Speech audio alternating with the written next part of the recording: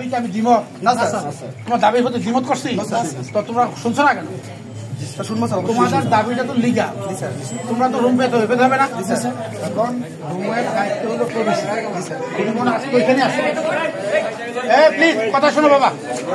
রুমের দায়িত্বে প্রবেশী আজকে এই এখন বলে আসলাম যে আমি টেবিল চেয়ার দেবো, তাড়াতাড়ি রুম দেন, এখন বলে আসলাম। ধন্যবাদ স্যার। তোমরা প্রবেশের তো কথা বলো স্যার, আমরা এই জন্য ওয়েট করি স্যার,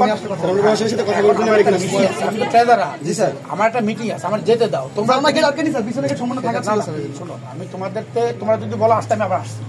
আমি তোমাদের সাথে তো দ্বিমত করছি না, করছি না অবশ্যই তোমাদের, আমি জাস্টিসের জন্য আছি। জি স্যার, এতটুকু বলবো। যদি ইনজাস্টিস হয় আমি তোমাদের পক্ষে মিছিল করবো। ধন্যবাদ স্যার। আমাদের কোনো ধরনের ইনজাস্টিস হবে না স্যার, ফুল স্টপ। আর দরকার নাই, ইনজাস্টিস হইলে এখন ধরবো। এখন উনি মনে হয় আজকে রুম মোটরে গেছে, আমি যতটুকু জানি। এখন মনে হয় খাইতে গেছিল মাঝখান দিয়ে, আবার মনে হয় ওইখানে আছে। তোমরা স্যার প্রশাসন আমাদের কাছে স্যার কালকে সময় নিছিল, কালকে সারাদিন তো বসে রয়েছে স্যার, কালকে 24